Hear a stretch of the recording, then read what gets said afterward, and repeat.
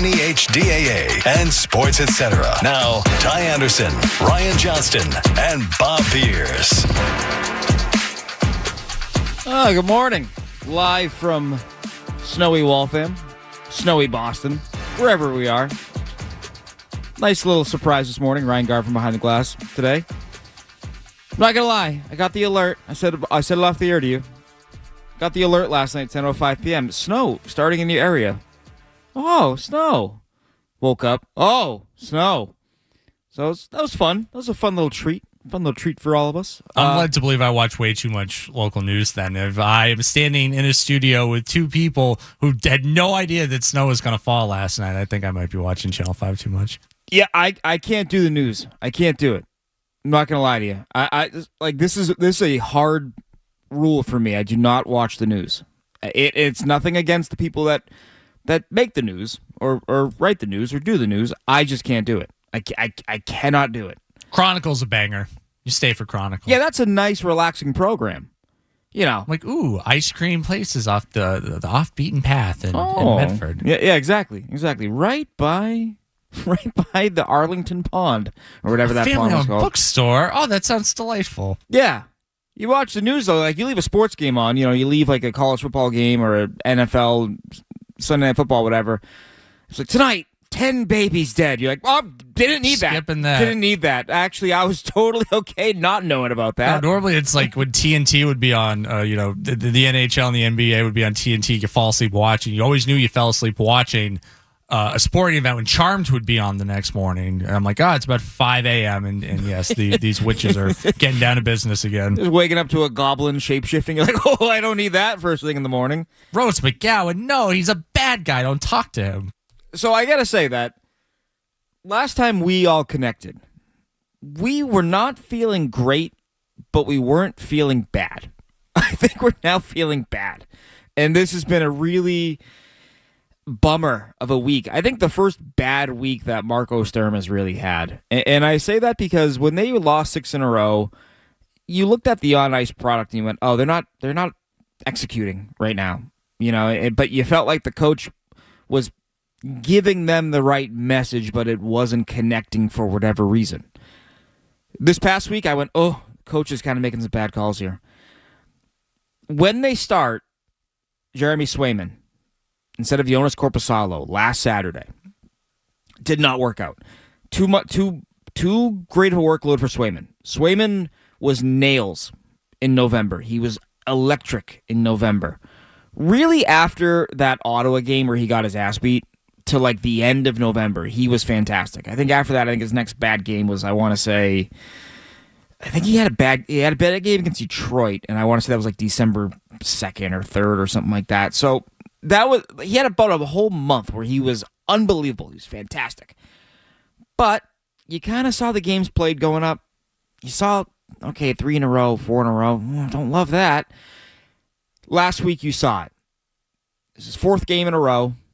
5th game, maybe in his 5th game in a row, actually, for that matter. No, it was 4th game. Yeah, because he didn't start the Ottawa game. Yeah, so it was his 4th game in a row. He did not look like the Swayman that you need in goal. 4 games in 7 days. It's a lot. It's a lot for him. You want to save that for when you need to, and that's the playoffs. That is when you are fighting for a wild card spot. That is when you're looking to lock down a playoff berth. You don't want to have to do that in December. Nevertheless, they play him. They lose that game. After the game, Marco, why did you play Jeremy Swayman today? Well, I thought he gave us the best chance to win. Okay.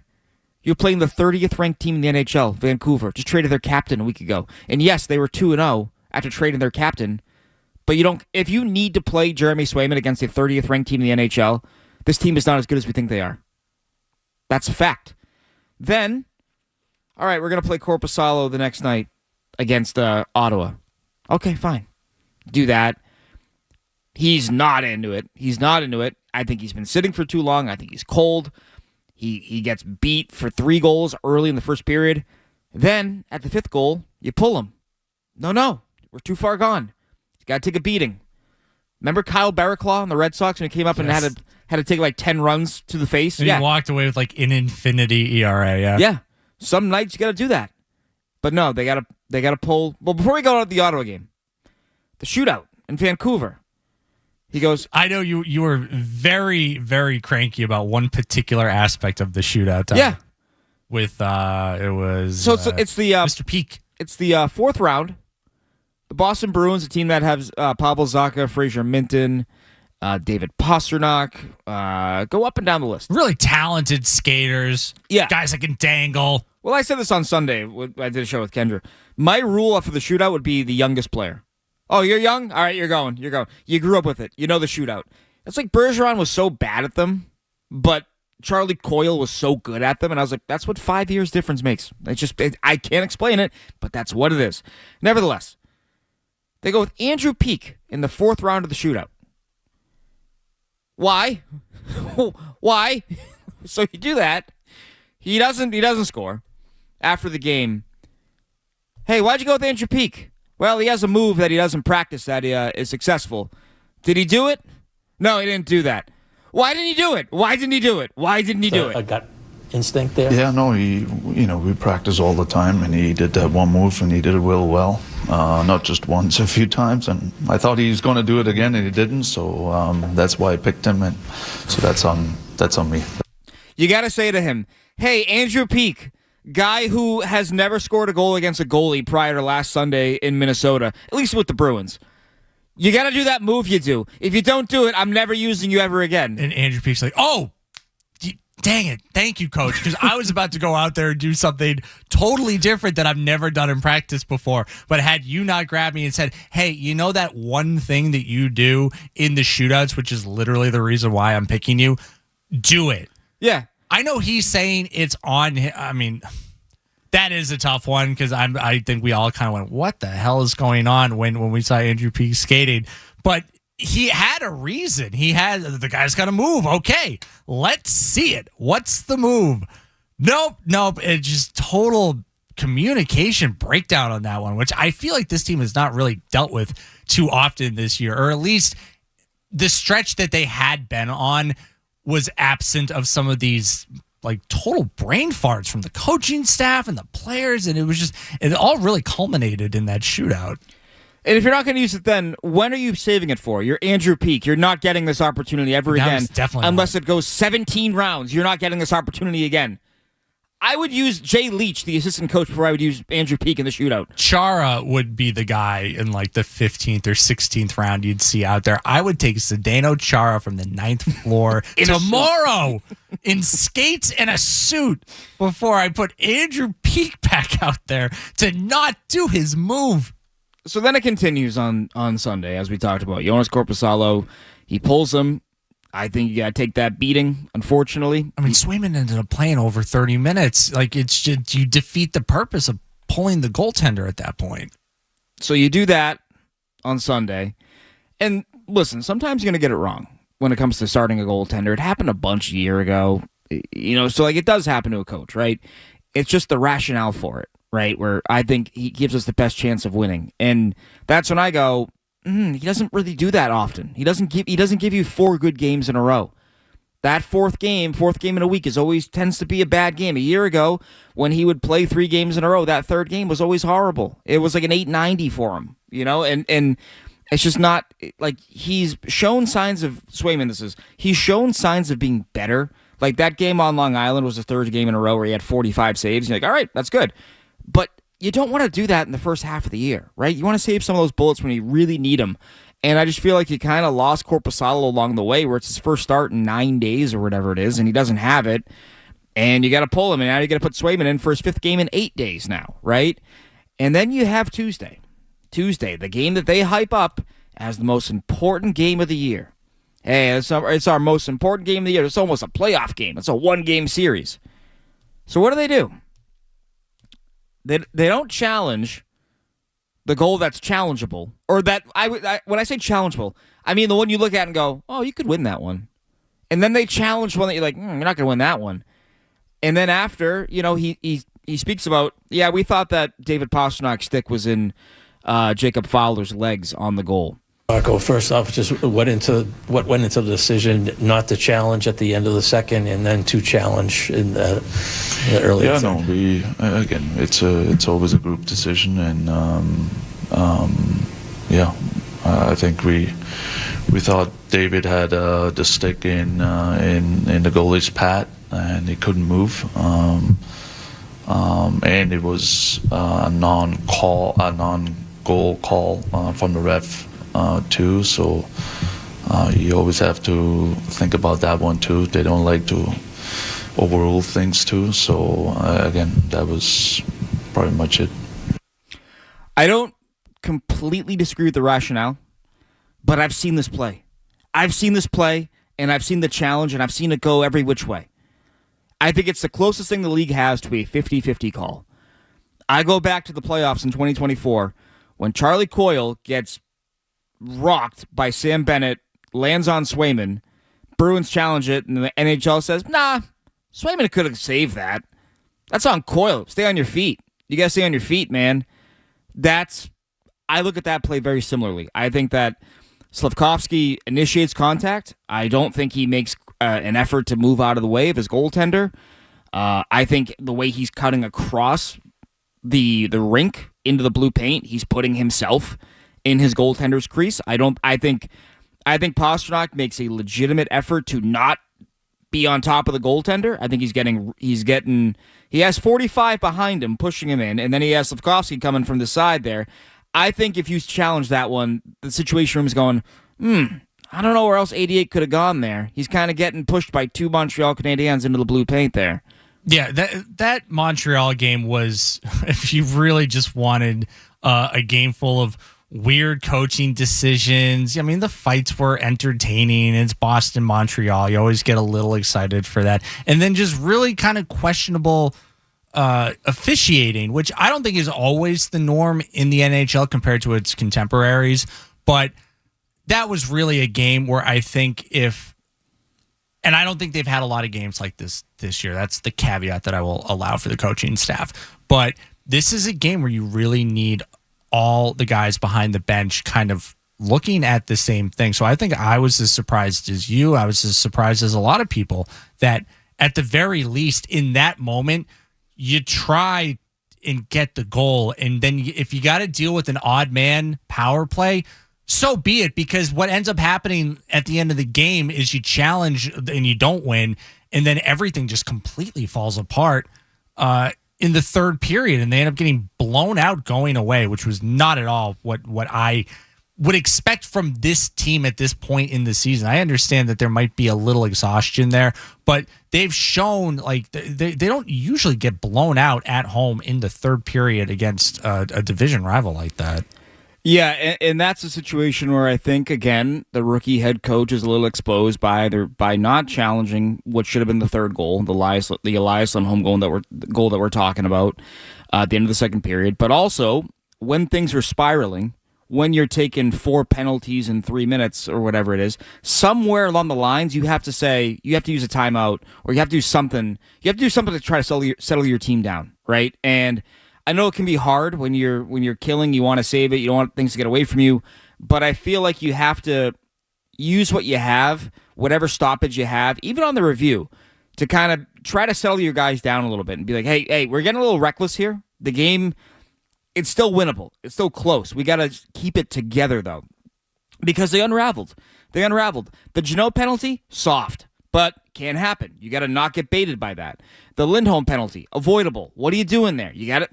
Lindholm's stupid penalties per 60 has gone through the roof lately, where he's just taken a lot of these bad trips, these bad hooks, these slashes. And it's like, hey, you're being watched. I can't explain it, but you're being watched right now. So you got to mind your stick. You got to make sure that's in the right spot there. They're just bad penalties, and I feel like the rookie head coach kind of got exposed for being a rookie head coach, and this is part of the process. We all agree. But bad time, 3 games in 4 days. It felt like every game had a really bad coaching error. Things really spiraled there in the middle of that third period because you go Jeannot cross-checking on Zach Bolduc. Montreal calls a timeout, and then Cole Caulfield just undresses Jeremy Swayman with a dangle. I think he beats him 5-hole there. And then, just like you said, Hampus Lindholm tripping.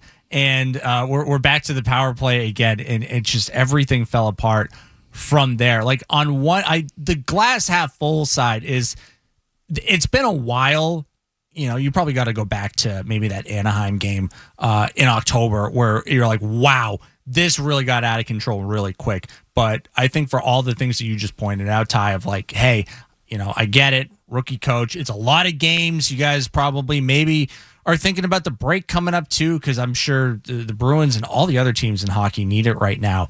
But I think there was an opportunity to kind of go, guys, let's pull our heads out of our you-know-whats and get it together. And I'm not saying – I think this will be a good learning opportunity for Marco Sturm specifically. I think that was more maybe like a 60-40 coaching thing. I thought the players didn't do a lot of favors to themselves, but I think it's at that point that your coach has to go timeout. Let's talk. Maybe right after that Caulfield goal.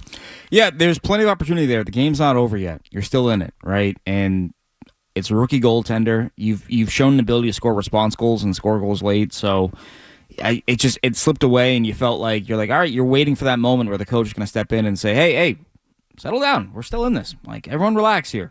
But it really makes me wonder what tonight's game is going to look like. Tonight's response in Buffalo. Buffalo's won 7 in a row, their longest win streak since 2018.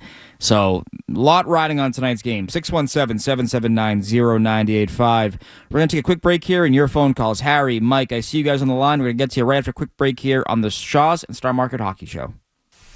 Ty Anderson, Ryan Johnston, and Bob Beers. This is the Shaws and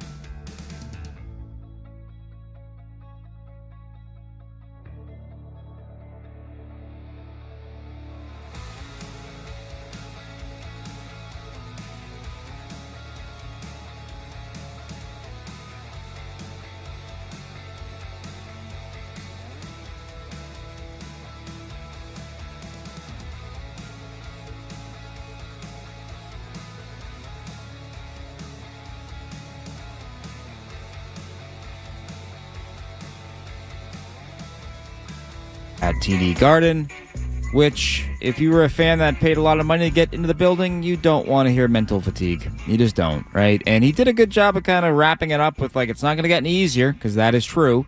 So at least you know that. But it is tough to go from Monday morning after a 6-2 loss and saying, the next game is our most important game of the year. And then you lose that game and you go, we're tired. You get sleepy, the sun's going down at 4:30. A little hard. A little that range of emotions is quite a big step there. Cold, and these pads are heavy. Have you guys ever tried skating with pads on? It's hard. The parking lot's creepy. I don't know. You just want to go home. Is I want the to read a parking good lot book. creepy?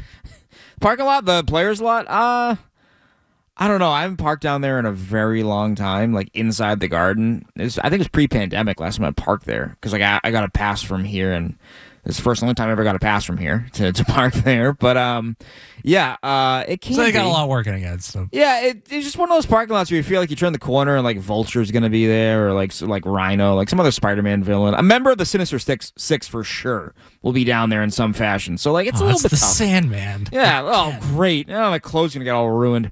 Nevertheless, that's what he said after the game. A comment that I know has bothered some people. I've seen the tweets. I've heard the calls. We got a few of those as well.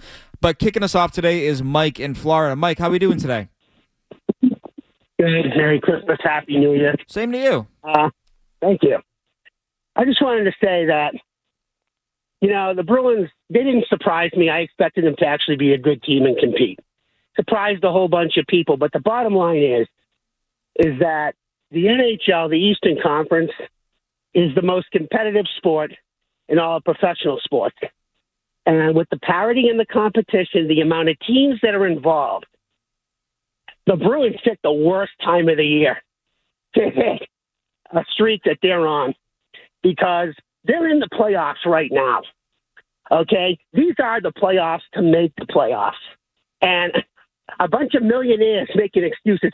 It's the best game, most important game ever against Le Canadien Bleu Blanc et Rouge. And good golly, Miss Molly, they can't stay out of the penalty box. And Stern, got it all wrong. He should have challenged David when the puck went in, when Lindholm scored at the end of the period. That was worth challenging, okay? Then he challenges a goal that keeps his team 2 men down. There was no way it was going to be a goal, which is another thing about the NHL that's translated down to all levels of hockey. What is goalie interference? I'm watching the World Juniors yesterday with Sweden, and they had a goal that was waved off.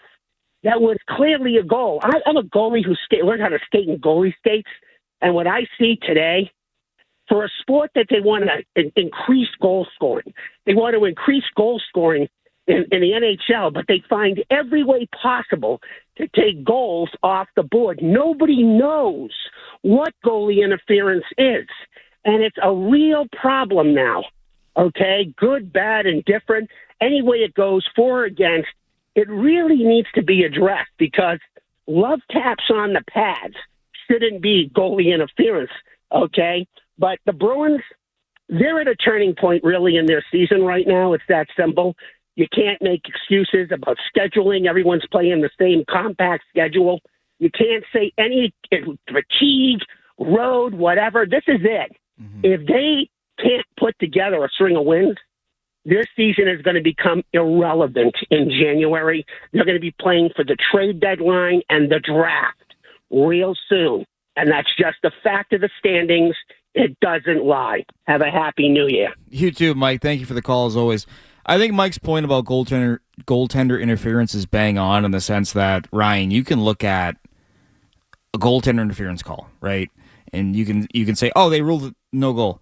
Then you can find an almost identical play that they ruled a goal. You can do this for every time they've ever taken a goal off the board. You can find the exact same carbon copy of that exact play, that exact sequence. The only thing different are the uniforms and the players involved, and they'll make 2 different rulings. It is the worst gray area, and people like Montreal fans were giving me the business on Twitter like all week. Stop. That doesn't sound like them. No, they're a bunch of bitches, but that's besides the point. Nevertheless, they love the call today. They love it today. They think, that's the rule book. Learn the rules. Learn the rules, you bum. No, learn the rules, right? We're all saying learn the rules. Okay. When it affects them, the same play, because it will, you know it will. We've been around long enough to know this will hurt them in some fashion down the road. You're going to hate it. That's the difference between me and us and the Montreal fans. They love it because it benefits them. We just think the referees are bad. That's the difference. And I take my side of the fence every day of the week. I firmly believe that referees are just bad now. They're just not good at their jobs anymore. It's such a tough rule in hockey to be like one of those open to interpretation kind of things because, hey, maybe you disagree with me, but I think if you're coming across the goalie's crease and your skates, both skates, at least I think it was both skates, well, one skate definitely off the ice, and you need the goaltender in the spokes B, and the puck crosses the line, that should probably be goaltender interference. I don't know how you look at that and go, oh, no, he probably could have made that save because, as you said, Ty, there have been less egregious plays that do get called for interference, and we've seen really egregious plays that don't get called for interference. I also like Mike's comment on just the NHL in general. Like, I think scoring in professional hockey can come at such a premium, and the NHL really works to try and get goals to come off the board. And I haven't seen a lot of it this year, but I know every time, we do a challenge and it's an offsides play, but the attackers came into the zone like 3 minutes before the goal happened. I think hockey really needs to not do as much of that and maybe, find some stronger language for what goaltender interference is. And it's tough because it all kind of culminated in this one game that probably a lot of people were watching, for the rivalry, for, where these teams are. I mean, we've always said it's good when, your two rivalry teams are playing competitive hockey. And instead, we are subjected to watching referees make kind of head-scratching decisions on top of the coaches and players. Yeah, that's the whole thing. I hate talking officiating, but it just feels like officiating across all sports keeps getting more involved. In that game, it was part of the story. I don't like talking about it either, yeah. But in that game on Tuesday, it was 100% part of the narrative of that story. They lost because they couldn't stay out of the penalty box, right? And they lost because they couldn't recover from the momentum lost, right? And that's part of being a team. You got to be mentally tough, right? You got to be mentally tough. That mental fatigue comment. Tom and Boston with a thought on it. Tom, what's going on? Hey guys, I actually have the opposite feeling. Everybody says, "Oh, they play the same number of games as everybody else." I think because they have to play with a certain, piss and vinegar, they're spending way more energy than they need to. And so I think they are getting more tired than another team because they don't have any talent, so they have to play harder all the time, which is unsustainable. And, piss and vinegar also, why is Tanner Jeannot cross-checking Bolduc after Charlie McAvoy does and after, I think, Arvidsson does too? We got to play with piss and vinegar, right? Well, now you're down, 3-5 or whatever it is. So, when you talk to Don Sweeney, in 2028, the next time he does a press conference, can you ask him if he really thinks that piss and vinegar is the way to go in the modern? Yeah, we can ask about it. I think your point, Tom, about the players and the burden on them playing this much, it's true. It's real. It's a real thing. Before the injury, Charlie McAvoy had played the most minutes in the NHL. Before his jaw was shattered, he was playing the most minutes in the NHL, total. At one point, you had 4 of the top 20 players in the NHL in terms of ice time. Total ice time, not time on ice per game. But it was Zadorov, it was McAvoy, it was Geeky, and it was Pasternak. This was before the injury, but you got to lean on your top dogs because you don't have a strong enough support staff, right? And when you're in the penalty box, you're going to have to lean on your Lindholms, your McAvoys, your Zadorovs a bit too much. And that's a problem for this team. That was always, I know, Bob Beers told that anecdote about, Louis DeBrusque pointing out, oh, you guys are a tough hockey team. And it's like, you're a tough hockey team, but I also don't know if I want your tough guys in the box for being tough because they're also like Mark Kastelic and Nikita Zadorov, as you just mentioned. They're probably some of your best penalty killers. Yeah. And I think for a team that, isn't always going to be the most talented on the ice any given night, you don't want to give the team you're playing extra opportunities because it can be I think it's kind of the story of that third period. It becomes too much to overcome. I mean, I know they were on 5-on-3 for a good portion of that third period, but if your best penalty killers are also the guys that got to like step in and knock heads, I don't know how sustainable that can be, because I want those guys out killing penalties, not roughing people up because, they skated snow in the goalie crease. Yeah, it's a bit of a problem. It's a bit of a problem for this team. I just think the penalties, like, it was a problem a year ago too, right? You are really asking a lot out of your team, right? And this is where it's kind of gone off the rails for them. It's gone off the rails for them because they've had to, kill penalties and kill them off at a 90% clip. And they've had to rely on their goaltenders to post 920s, to win games, because they're taking so many penalties and they're giving up so many high danger looks because their top guys get worn down from killing all these penalties. So it is, it does snowball. It snowballs. It's snowballing in the wrong direction right now for this team. 617-779-0985. Another quick break here and more of your phone calls. I see you guys on the line. We're going to get to you after another quick break here on the Shaw's and Star Market Hockey Show. Stay tuned for more of the Shaw's and Star Market Hockey Show.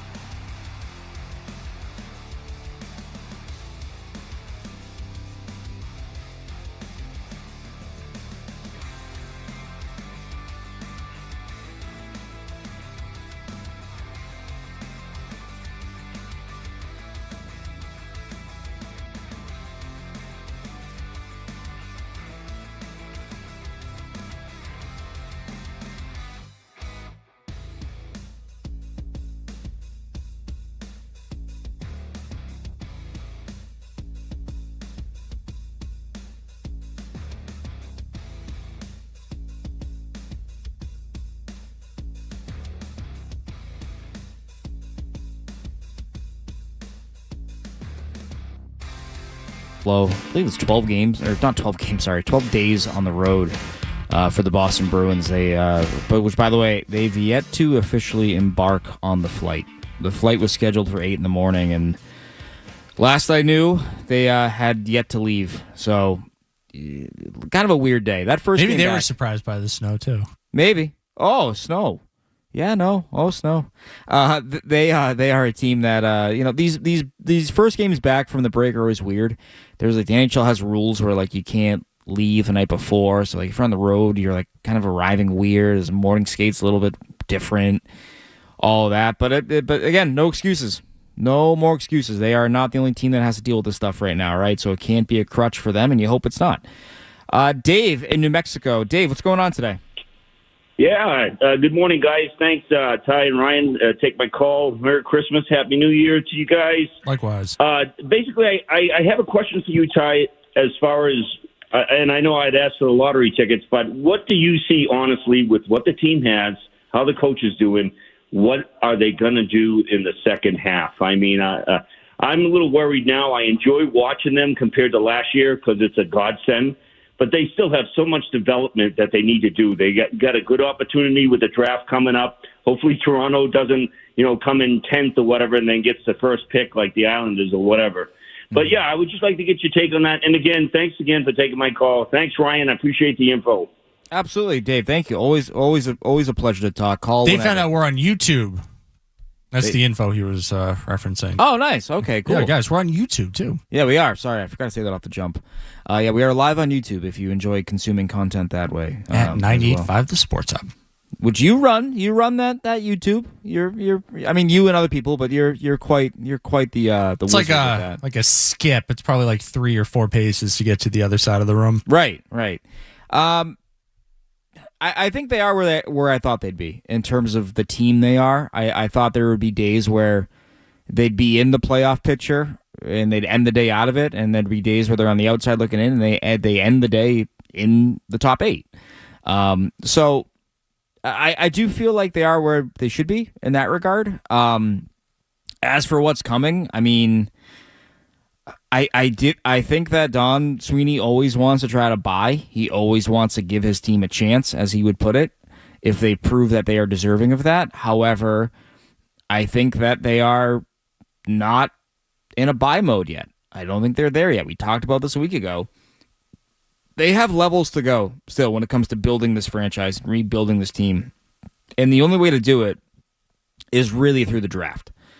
Superstars do not hit the open market now for whatever reason. And if you are trying to rebuild through free agency, you're going to get more Lindholms and Zadorovs. And I like Elias Lindholm and Nikita Zadorov. However, they are not superstar talents that completely change your franchise. Like, your Charas are not hitting the open market anymore, like he did in 2006 when the Bruins signed him. Those players are re-upping in their current cities. It's just it's how it's going, and if they don't, they already know where they want to go. Like, Panarin left Columbus in 2019, and we all knew he was going to New York. We all knew it. Like, if I know it in Boston, and I don't cover him, and he's in Columbus, there's no way the teams in the league themselves don't know that. Just like we all knew that Bobrovsky was going to Florida. He was leaving Columbus and going to Florida. We all knew that. So it's a really weird situation now where when guys do hit the open market, you know where they're going, right? Like, the last great free agent, I would say, in the NHL to pick where they're going to go that, was a real arms race was Tavares. Mitch Marner, we knew, he's leaving Toronto and he's going to go west. We all kind of knew he was going to go west. We didn't know. We had an idea. It could be Vegas. They were always in on these players, but you knew that he was gone, right? But the last guy there was that kind of LeBron, Kevin Durant-esque, like, hey, pitch to me. What do you got? The last team that did that, or the last player that did that, was Tavares. That might be the last one to do it, too, for quite a while. Yeah, Connor McDavid was never realistically going to hit the open market. Which sucks because he should. It would have been fun, but I mean, look, maybe you felt different. There was no way Edmonton lets a guy like that go. There's no chance. He's loyal to a fault. I would say to them, be like, give me a goalie, and then you give me one who's hurt now. Get me out of here. He's like the Mike Trout of hockey. He's like, yeah, I'll stay here. If we make the playoffs, great. If we don't make the playoffs, great. I'm playing a game here. It doesn't matter where I play it. But to Dave's point, a year ago, their deadline was phenomenal, and they sucked for a month and a half. They got James Higgins. I'll take that. You're going to be bad for 40 days, and you end up with James Higgins. Sure. I'm in. Give me that. I want that. I like that. They also trade Charlie Coyle, who nets them Will Zellers, playing for Team USA right now, along with James Higgins, in the World Juniors for Team USA. And Steven Sonam has a thought on that. Steve, what's going on? Hi, Ty. Thanks. I had a chance to watch Zellers and Higgins last night, and I'll watch them again today. And I really like them as players. They're much different than players that they have. My only concern is that they're a little bit small, and they're both carbon copies of each other. Now, that being said, if one of them becomes the next Mark Savard, I'll be very, very happy. And in regards to the big club or the parent club, I watched them last week, and they could be either a playoff team or they could be a lottery team. That's just how inconsistent the entire East has been. So I'll be interested to see how the second half unfolds. Thanks, Ty. Talk to you later. Absolutely, Steve. Thank you for the call as always. Happy holidays to you. Yeah, I understand what you're saying about their size. My only counter is that they have such great skill that this organization needs, right? And I think what's great about those players versus, say, a Matthew Poitras, and this is not to knock on Matt Poitras, but Poitra's a small guy, and he's not really, quick. He's not he doesn't pop off the page with the speed. You don't want to be a small, slow guy in professional hockey. It's just not a good combo. I think Zellers, what's great about him, talking to people that have played with him or played against him in the USHL in college, they talk about he shoots from all over the ice, and he knows how to get to those really good pockets of ice to make his shot more potent, more dangerous, right? And with Higgins, you really hope that he can be, I think Jack Hughes is probably a good comp for him, a smaller guy that has a good shot, good vision. Of course, much like Jack Hughes, though, you got to worry about staying upright, staying healthy, staying on your feet, not getting rocked by the opposition and becoming more of a shell of a player because you're not able to get in there physically or you have to shy away because you're going to take such a beating, right? That's a problem for Poitras as well. But I think with both players, you can manage it with the roster you have, right? And this is why we talked about this first month of the show, but Pavel Zacha is a guy that you understand why you might want to trade him, right? To Dave's point about what do they do at the deadline. If Pavel Zacha nets you a first-round pick plus, it's really hard to say no. But that's a great player to have to take some of the burden off of James Higgins, who will probably turn pro at the end of the year. A guy who can play center, can play wing, is dependable, can take off some of those harder minutes where Pavel Zacha's not a face eater, I know. He's 6'4", but he's 6'4" and 220. So he's able to take on some of that physical matchup that you're kind of talking about when it comes to withstanding the pressures of playing center in the NHL. He makes up for it with his hand speed too. He's quick to the puck, and if you're not going to be quick with your skates, then you got to be able to get the puck off your stick and move it to other guys. And it's one of the things I've liked about Pavel Zacha. Yeah, and so I think I look at their deadline and I look what can be coming up. I imagine they'll probably take calls on Victor Arvidsson. I imagine they'll take calls on Casey Middlestad, but because you got to make room for these guys coming up, right, at a certain point. And I just, beyond that, you don't want to strip off too many pieces for when guys like Higgins do come up here, because then you're putting more on his plate right out of the gate where it's all right, now you're the franchise. And he's whoa, I'm 19. I'm 19 years old. I don't know if I want to do that just now. It's a tough, I think this is one of the most interesting storylines with the 2025-2026 Bruins is what is this team going to look like in a couple of months? Because at the beginning of the season, Brass was saying there are plenty of opportunities to be seized by the young players. No job is locked in. And they have been performing. The Bruins have been winning games this year. They've had, I think, as we were kind of talking about at the beginning of the show, I think they're going to have stretches like this. I think they're going to have stretches where they look really good and they can rattle off 5 or 6 wins in a row, maybe an egg in there once in a while. And I think they're also going to have stretches like this where they drop 3, 4, maybe even 5 in a row. And I'm wondering how the front office is going to monitor this. I think we're kind of step by step, hand in hand, going, please let's be pragmatic about this. It's a good team. They can be fun to watch sometimes, but I don't think this is, the group that we want to start turning into franchise cornerstones. I think there's a lot on the way. The other side of that is you have a fun, most nights competitive hockey team. And I think the fan base is kind of gelling with that a little bit, where they like to see these guys winning games. And it's going to be tough if you turn around at the trade deadline and start moving on from some of your playmakers, not named McAvoy or Pasternak. Like, that's going to be a tough one to sell. You could almost understand it last year because of how, things seem kind of, up in the air. It didn't seem like guys were getting along with each other. You have a lame duck coach. This year feels a little different, where you want Marco Sturm to succeed and you want to see, Geeky and Pasta and Swayman, McAvoy, and I'll even throw Hampus Lindholm in that group too, start to have success and maybe like play meaningful games late in the year. But man, that's going to be really tough to do if you start flipping guys to other teams for draft capital. I understand it's important, but this is the tightrope that Don Sweeney and company has to walk, and they have to walk it very carefully. Yeah, and it's also a this year especially feels like a year of runs, right? In terms of like the teams that are in the playoffs right now, they're all on streaks right now, and the teams that are on the outside looking in can't get going, right? The Bruins, we've seen them go on 2 different runs now, of winning games and being competitive, and we've also seen 2 longer-ish losing streaks, right? And so, which version are you getting? I think especially in a year like this with the condensed schedule, like when you're feeling good about yourself, you're feeling really good about yourself. When you're feeling bad, it's tough to break out of that because you are not getting a lot of practice time. You are not getting a lot of video time. You're getting you're losing, and then you're getting on the flight and going to the next game, and you got to try to hope you snap out of it during the pregame warm up or whatever.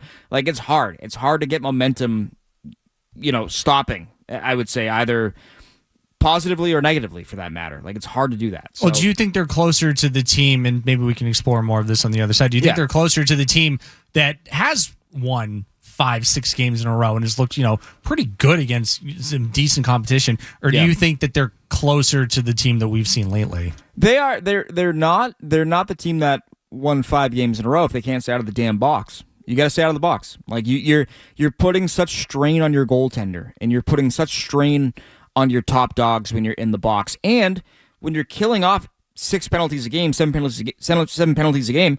You're not getting David Pasternak and Morgan Geeky out there, your 2 best weapons. You got to get them out there. They don't kill penalties. We don't want them killing penalties. That'd be too many minutes. It'd be way too many minutes for them. But that's the problem. When you're taking that many penalties, your goaltenders are facing really high-quality looks for another 2 full minutes, which is hard. Your top defensemen are out there killing off the penalty, which is going to limit them at 5-on-5 play. They're not built to not play at 5-on-5 play right now. Like, it's just, you're asking a lot. Your margins are shrinking when you take that many penalties, right? And so if they don't break out of that cycle, they're gonna be more like the team that we've seen lose 4 of the last 5 games. It's kind of how it is. So we'll talk more about that on the other side.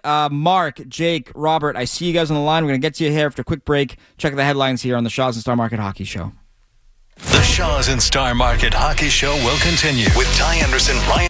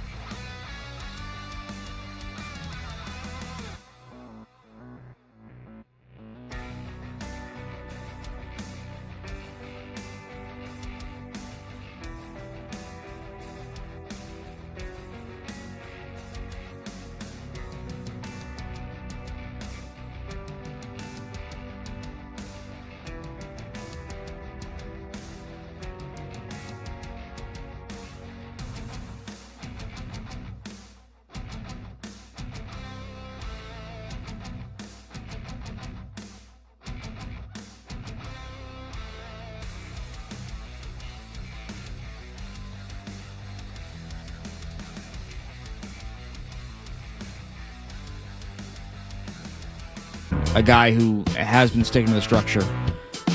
There's been some bad luck, sticks breaking, that miscommunication there with Pasternak. I would also say that Zacha didn't help on that play either. Kind of careless with the puck, I would say. But nevertheless, right to your phone calls here. Go by order of weight. Thank you guys for being so patient. Mark in Medford. Mark, what's going on? Hey, I hope you guys had a Merry Christmas and have a Happy New Year to come, guys. Absolutely. You too, man. What's going on today? So I'm glad you mentioned defensemen. Let's stay on that for a little bit here. I got a problem with 2 defensemen. Number one, I know the Bruins go with 6 defensemen every night, but with Mason Lohrei in the lineup, it's almost like having 5 defensemen out there. I'm sorry, guys, but is there anybody? I know we're hurt on the back end. Is there anybody in Providence that can actually play defense besides Mason Lohrei? And Charlie McAvoy, did he reach his ceiling, Ty? Is this it? Is this what we're going to see from Charlie from here on out? Because if it is, I'm very disappointed. I mean, we were told, he's going to be the heir apparent to the Zdeno Chara. Right now, he couldn't lace up Chara's skates. I'm sorry. Yeah, Mark, thank you for the call. I think with McAvoy, I'm going to work backwards here if that's all right. Like with McAvoy, it's so hard because he's been so hurt the last couple of years that you feel like every time he gets momentum going, something happens, right? And to your point, is that part of who he is? Because that's an issue, right? If he's going to be in and out of the lineup because of the way he plays or because he just has bad luck, whatever the case may be, it's hard to be that guy if you're not around for 75 games, right? Or if you're not available for the full 75 or the full 82, thereabouts, it's hard to be the guy, right? That's what makes Cale Makar so great and Quinn Hughes so great.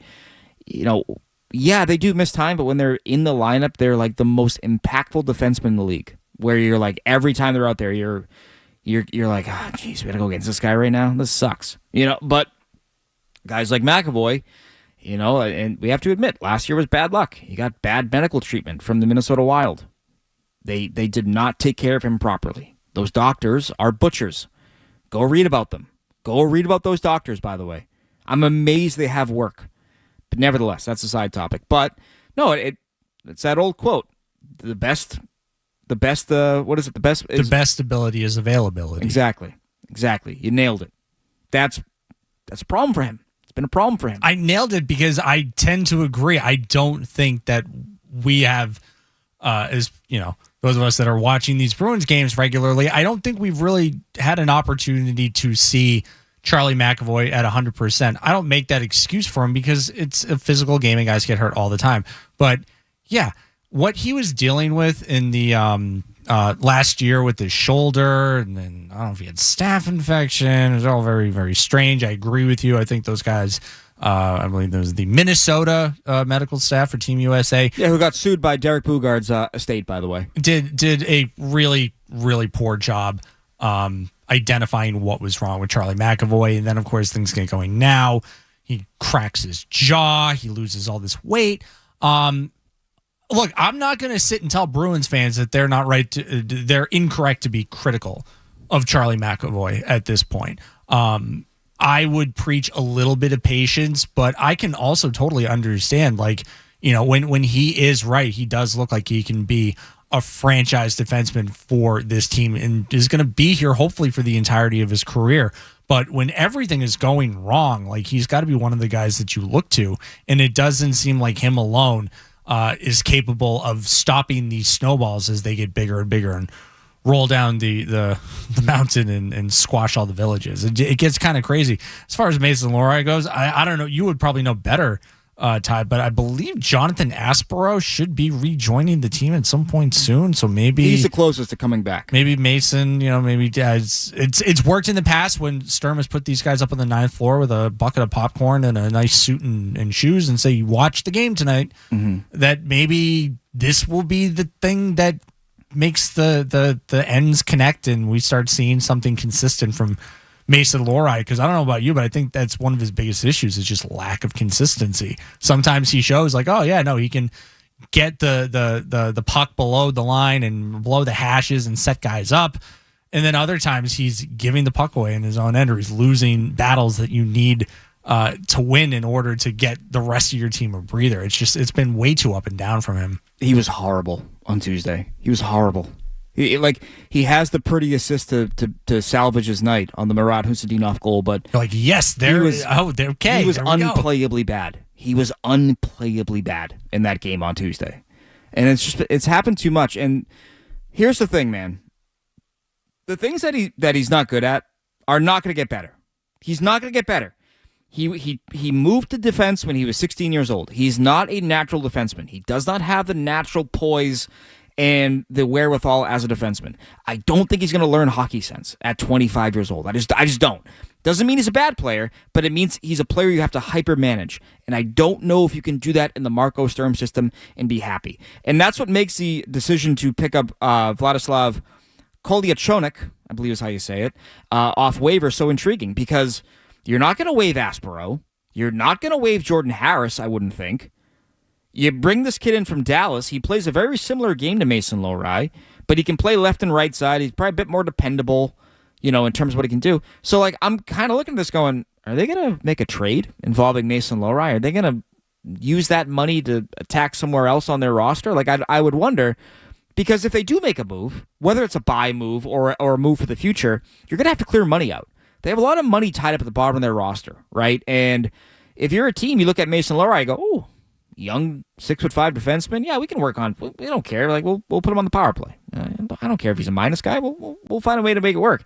I just think Marco's system is so predicated on not making mistakes that a player who makes a lot of them, is going to be hard to ice every night. Especially when you're banged up on defense as well. You would like to maybe put him out there with Hampus or McAvoy and go, hey, just can't do it though. Keep an eye on him. But that's just it. Is you don't have the bodies right now in order to, you say hyper manage, babysit would be another way to put it at this point. You don't have the bodies to babysit him. I would like to see things work out for Mason Lohrei. The assist that you just mentioned to Murat Huseydinov, I'm like, yes, it is. That's kind of what I've been hoping. But then he has a horrific icing and 5 minutes that's later. Just it. All right. Everything comes. I feel like the game moves so fast for him sometimes, and that's what leads to icings like that. It's like you didn't need to do that, or you just take a breath and find your mate and get the puck around. You're fine. But yeah, what I think the game moves so quickly that your brain starts to race a little bit. And you're get it out, get away from me. I don't have the puck anymore. Go get it. Yeah, it's been a problem for him. Wrapping up before we take another break, Jake in the suburbs. Jake, thank you for being patient. What's going on today? Yeah, so speaking of money at the bottom of the roster, I think the Korpisalo Swayman situation is very interesting.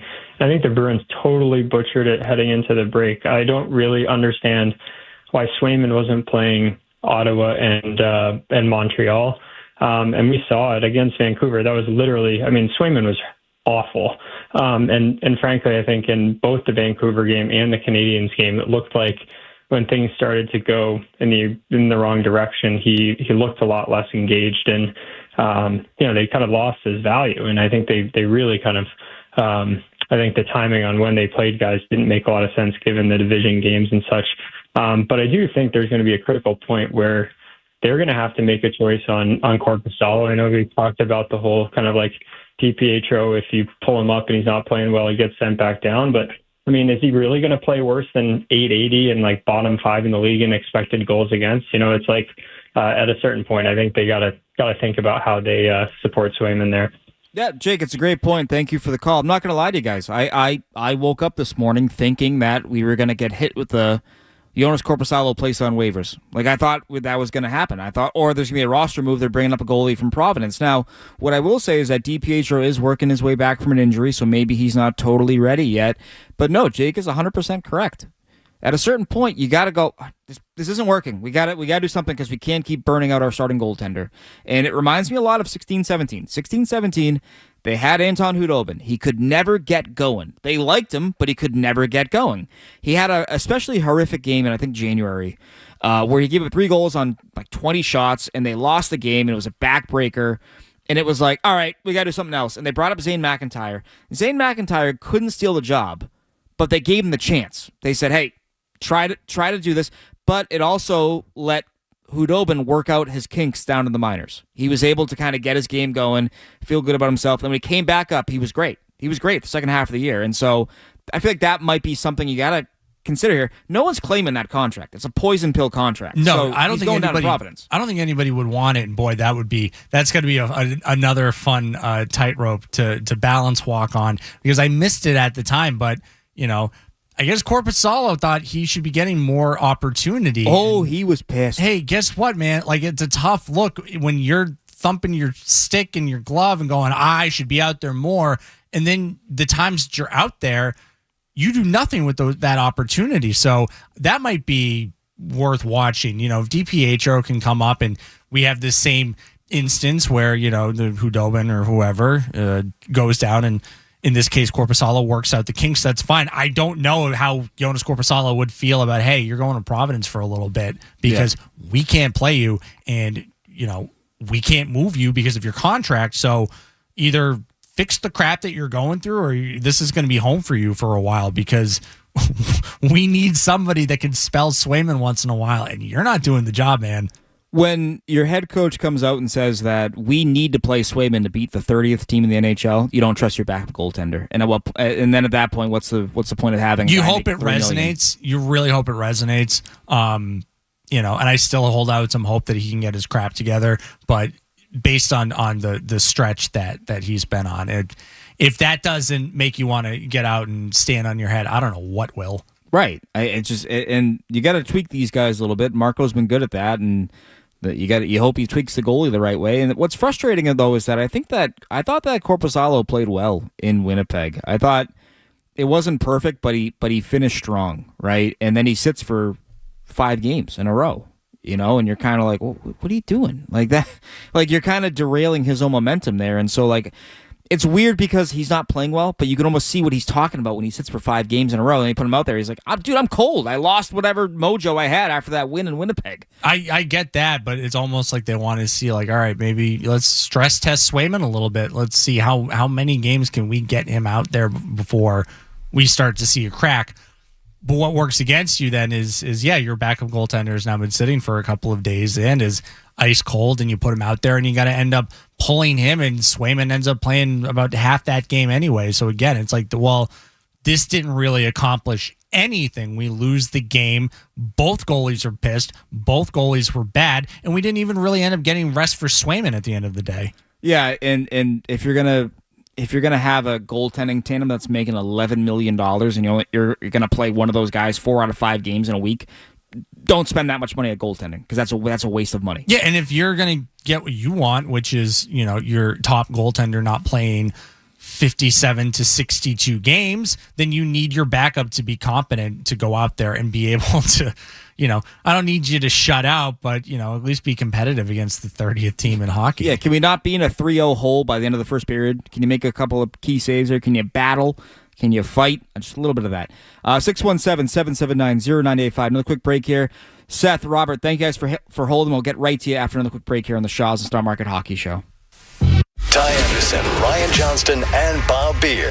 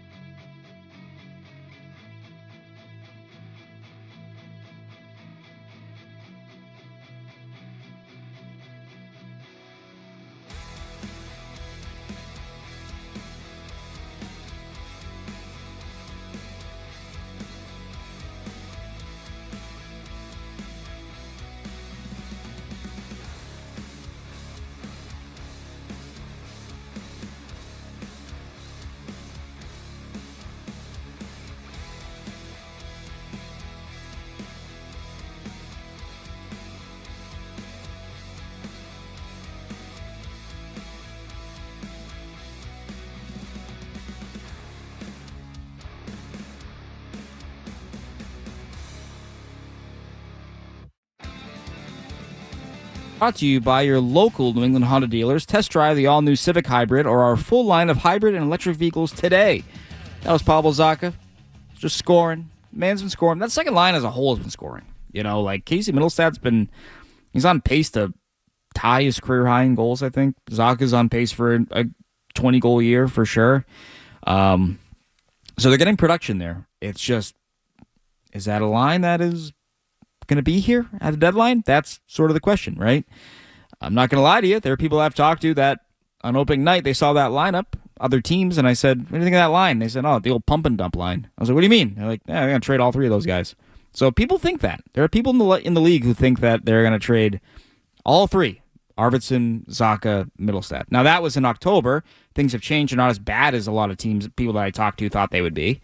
But there was a belief that, oh, those guys are all going to get shipped out. They got other players coming in. They're not going to keep those guys around. I like Pavel Zacha, but I would trade him. I like Casey Middlestad. If you can find a team that wants to take that contract, I would absolutely try and find something to make it work. I'm not rushing to do it. I'm not, calling people on Christmas going, hey, what do you think? We got this line here. Yeah. What do you think about Middlestad? But if an offer comes in, maybe bolster some draft capital for some guys that have been scoring goals for you lately, I'm not going to hang up the phone on you.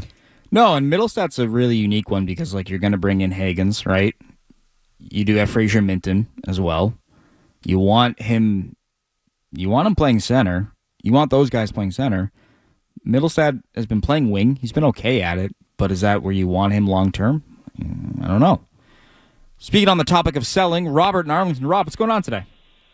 Not much. Happy New Year, Ty. How you doing? Same to you, man. Absolutely. Yeah, you said the I don't know what line you call it. There's something in dump line. I completely agree. I think all three of those could be gone. When Vancouver traded Quinn Hughes recently, I remember Elliot Friedman before the trade. He was like, do they want to deal with the headache in the summer of, extension talks after July 1? I think that could come up with Zacha. I don't think they're going to want to, once July 1st hits, then they're going to have to deal with his agent on extension talks, and then more noise is going to come around. If he's healthy at, March, whatever the trade deadline, I think he's going to be a guy you should, entertain. I don't think this team, even if they're in wild card 1 or 2, this is not a team to be buying for. I said this with Evan Marinofsky on Bruins Beat recently. I said, look, even if they're still meh, low, kind of barely in the playoffs, but you're still selling. This is still a team that needs to be selling. They're not, I don't know what the word is, they're not a team that's you should definitely add right now. Or, another guy I'm looking at right now that I think is similar with Brazo last year is Alex Steeves. I mean, he's going to be a Group 6 UFA. He's killing penalties. He's scoring. Pro scouts are watching him. That's a player that I think, could get a little value out of this. He's on a very, very cheap contract, I believe. And, something like that. I believe the previous caller mentioned DiPietro and Zajac. Yeah, he's still taking very few shots in Providence practices. DiPietro. Zajac is the other goalie. He has more potential, but I don't think he's ready yet. Back in the rookie camp, I believe, I think it was one of the assistant champs, might have been Langenbrunner. So he's a player our goalie scouts really believe in our future. So I think he's a player. I don't think he'll come up soon. They both have exceptional numbers. Their goaltending team's the best in the AHL. So goalie, I don't know if goalie Bob's helping out with that, but yeah, it's definitely. I think this is a team that needs to, they got to keep building off assets here. Unless they're getting a bona fide stud center that's young, I don't think they're going to get that. You got to get it through the draft. Yeah, absolutely, Robert. Thank you for the call. As always love to hear your insight. In case you didn't know, Robert does a lot of, he watches a lot of amateur hockey, and he writes a lot. Right? He shares a lot of clips on his Twitter. Oh, very good. Yeah, great dude.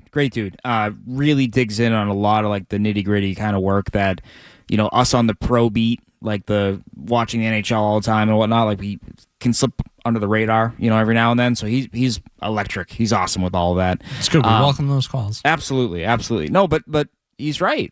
Think about a year ago. If I told you a year ago, hey, trading Charlie Coyle is going to get you a second-round pick and a prospect named Will Zellers, you'd go, well, I don't know if I love that because that's a move that, kind of signifies that you're going backwards, right? Then you see Will Zellers and you see how he's performing at North Dakota and now for Team USA. You're like, oh, Can we do that trade again? Actually, that's kind of sick. Same thing with the Carlo trade. You're like, oh, we're getting rid of a steady, impactful right shot top 4D. Like, those are hard to find. Yeah, he's got his problems, but those are hard to find. I don't want to get rid of that. Then you see Minton and you see the first round pick. You're like, oh yeah, let's do that again. Like, as much as we talk about the temptation of Don Sweeney to like give this team a chance, as he calls it, that temptation of like hitting a jackpot again by trading guys that are not in your long-term plans, like that allure is also there in my opinion. Yeah, I'm there. I've been there. I've basically been there since, halfway through the season last year. And I mean, even before that, I enjoyed the runs that the Monty teams went on when they were setting regular season records. And I was happy that Don Sweeney, as you said, gave the team a chance, but also maintaining in the moment, like, this is fun, but they will eventually have to pay for it. I don't think they ever really paid the bill of going all in, for 2011. I think they kind of pushed that down the line as long as they could have, and, had Patrice here and Marchand and Krejci and even letting Tuukka come back and skate for a little bit. I think stuff like that,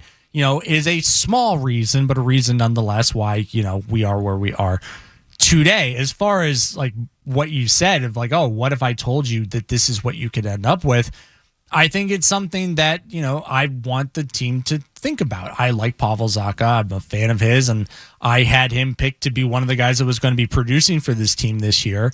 I liked his contract. I liked it when they extended him. He's making $475 this year, and next year is the last year of his contract. He's making $475 next year. And as much as I have enjoyed his production since he's been here, I also see that could be a chip to help this team down the road. I get it. He's been good for you now, but you could be good now, or you could be great in 2 years. You could be great in 3 years. And I think that's kind of where I want to be with this team. I'm happy that they're playing well, but I mean, we've been saying it for the last month, and I think we're going to continue to say it regardless of how much they win or lose. Like, I think a big picture approach is the best approach to take. So if that means moving on from a Casey Middlestat or a Pavel Zacha in order to get good draft.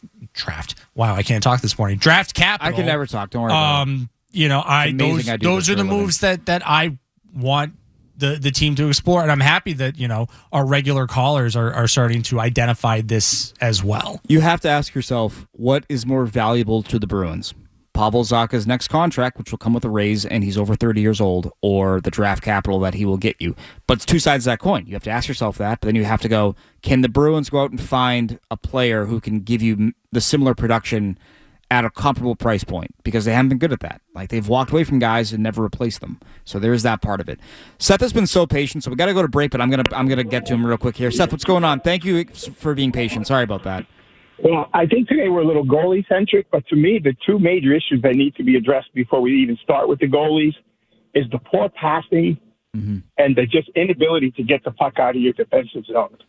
I mean, I've never seen a team that gives up so many odd-man rushes as the Bruins do, and just they cannot complete more than two passes. Yeah, no, Seth, it's a great point. And you look at that Winnipeg game. Thank you for the call. Sorry, we got to get to break here.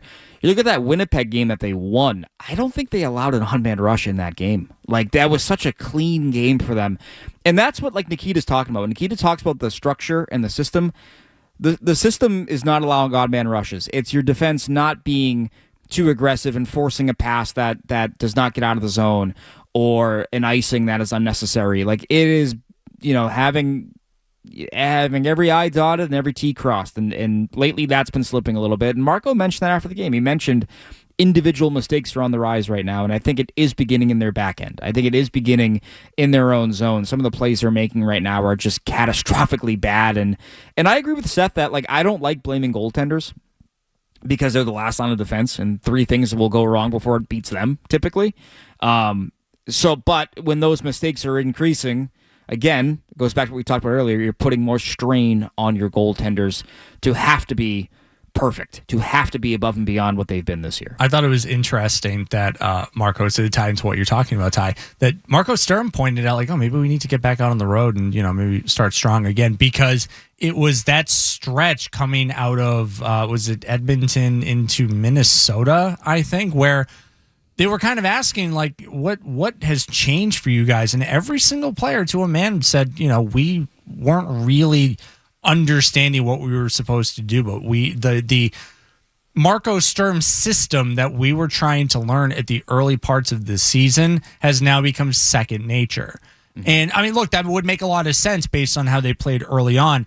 And for everything that they did with that Winnipeg game, that Montreal game, I went, oh, I remember this team from the beginning of the year, where it's just a lot of, where's the puck? Where did the puck go? Where's my, where am I sending this to? Where's my other D? It's just a lot of like, it's this. It's wow. Yeah. And I hope that's not something they revert back to when things start to get a little tough for them. But I mean, oh my God, when Zadorov's stick exploded and the puck came into the Bruins, and 3 different Bruins all kind of looked over each other's shoulders like, wait, where am I supposed to be right now? And look, those things are going to happen, but to contrast it with Sturm going, hey, maybe we, get back out on the road and start all over again, and maybe we'll find ourselves. And talking about this mental fatigue, it's almost like they kind of forgot the things that made them successful. And yeah, Marco Sturm's system can be a little tough to play in sometimes if you want to open it up and it's a little boring. It can be boring. Put those sharp skates on and fly up and down the ice. Yeah, it can be a little tough, especially when you're down. You want to start pressing. But I think the evidence is there that if they stick to it sounds so ridiculous, but the tenets of what Marco Sturm is preaching, that they're going to win more games than they end up losing. And, hopefully this is not a sign of, we got to get guys back to where they need to be again, because they had this little stretch and hopefully they had time to think about what's going on, but they have another, God, I think they're playing 14 games in the month of January. I don't want to talk about that. I don't want to talk they're about that. They're playing 14 games in the month of January, which means you're covering 14 games in the month of January, and then several games in February, including an outdoor game, I believe, with Tampa, before they get to the Olympic break. So they've got some ground to make up. I'm not saying they can't do it, but I would hate to see this mental fatigue turn into something bigger where they just abandon all the things that made them successful this last month to begin with. 617-779-0985. We got some phone lines open for you if you want to join in here on the Shaw's and Star Market Hockey Show. Stay tuned for more of the Shaw's and Star Market Hockey Show on the Sports.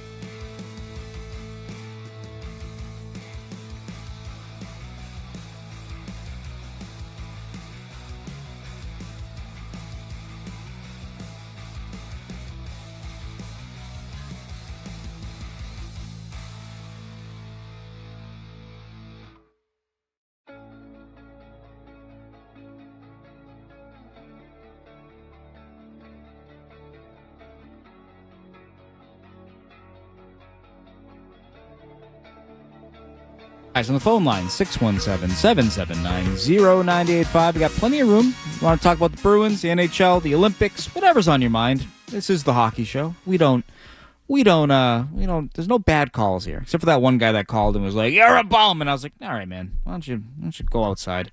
Nevertheless, John in Plymouth. John, what's going on today? Yeah, thanks for taking my call. I was just curious, where do you guys make the cutoff point in terms of rooting interest for this year's team, right? In terms of, I know you're talking about a rebuild, and this team's destined for a rebuild, but, what if they go on another run here? They get into the second spot in the division or something along those lines. Do you stick with them for this year? Are you a buyer? What's your cutoff in your opinion? Yeah, I would say that if you are 2 weeks away from the playoffs and or 2 weeks away from the deadline rather, and you're within like 4 points, I think you're not an aggressive buyer and you're not an aggressive seller. You're kind of making moves that could be lateral moves or maybe put you in one direction or the other. But like, I go back to like 2007, 2008, right? Like that team was a younger team. They were in on guys, but they didn't find a deal that made sense, right? And they kind of, I just don't want the Lee Stempniak trade. I don't want where you're parting with a second and a fourth round pick for a guy who's not going to move the needle, right? That would be like a bummer for me. But if you can get like a younger version of an Arvidsson, like I'm okay with that. I'm okay with that kind of move. You know what I mean? Like you got to be thinking long term, but you don't want to rob your present, right? Because Ryan, you talked about that earlier. You don't want to piss off guys that are giving you the prime of their careers, right? You don't, because that's a tricky game. Where guys look around and go, why am I here? Why am I scoring 40 for your team? I don't mean to cut you off. No, but you're good. On that point, like you might have some guys that you think can be a part of the team long term, but maybe you don't know. Maybe like I've liked what Alex Steves has brought to this team, and I would be interested in keeping him around for a little longer. Maybe there are some other guys on this roster right now who are going to see some opportunity coming up. So I don't know if I'm about to go, yeah, no, guys, thanks, but we're packing it in for the year. I think big picture, though, I would like them to be, kind of pragmatic and go, it's good, but I think we can be great and we can be good this year with the guys that we have. But if Don Sweeney can identify, a Kuznetsov or a Steves, guys who could be good for this team, maybe won't cost you a ton of money, but just aren't getting opportunities to play for other teams. I mean, behold Morgan Geekie.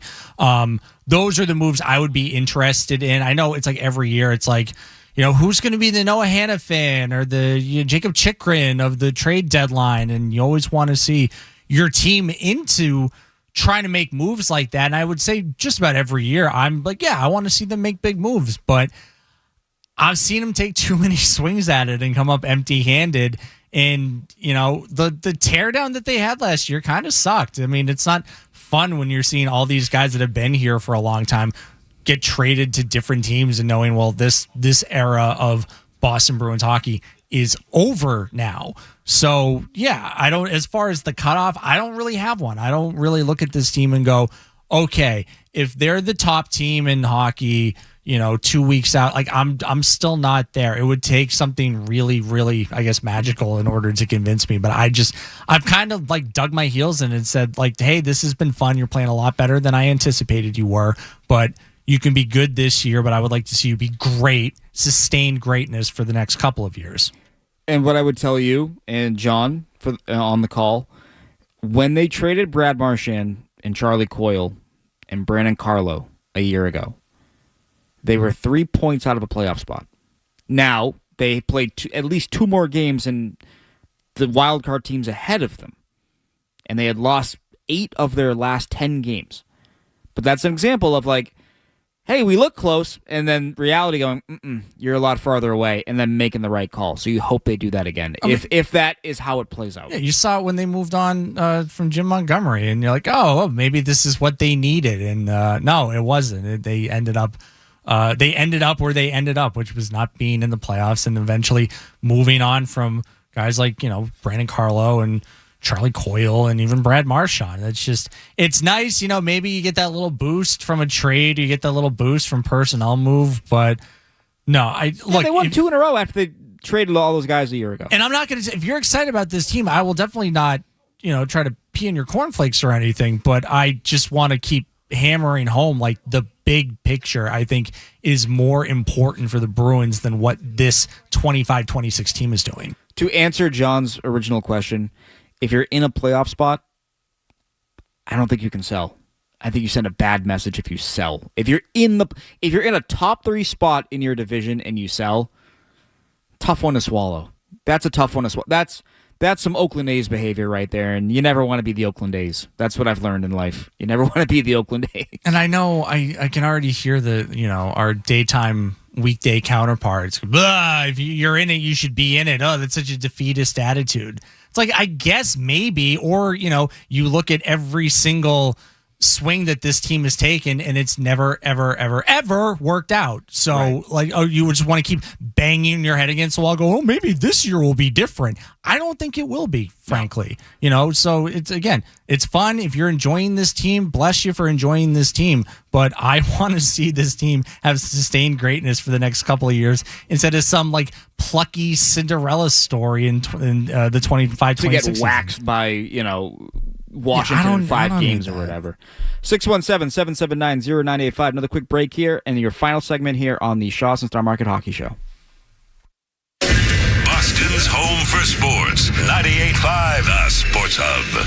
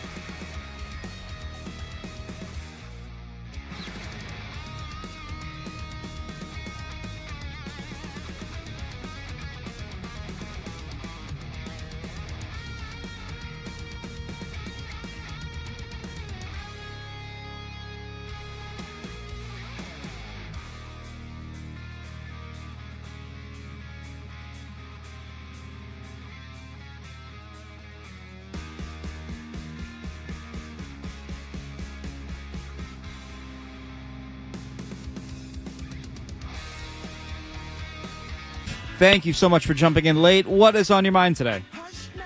Yeah, happy holidays, everyone. Thanks for taking my call. Absolutely. What's going on? I heard you guys talking earlier about swapping out players like Husnudinov and Steves.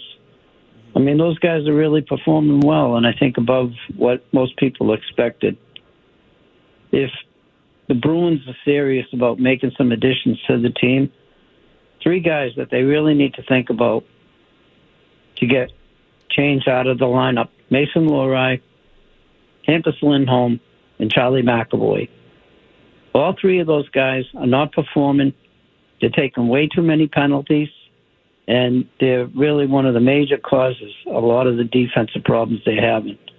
I don't know what you guys think about any of that, but I wish you a Happy New Year. Same to you, Steve. Thank you for the call. Now, Happy New Year. I'm not trading all those guys. What I would say is that we kind of lived life without Hampus Lindholm and Charlie McAvoy a year ago, and it was not pleasant.